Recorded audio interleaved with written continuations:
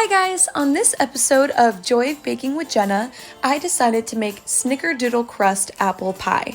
So I started out by pouring our Foodstirs Organic Snickerdoodle Blondie mix in a bowl with Vital Farms eggs and butter.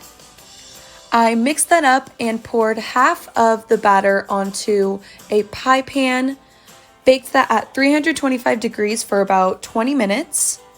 While that's baking, I combined organic apples, flour, sugar, cinnamon, and the Once Upon a Farm applesauce, which I loved that it added that extra flavor.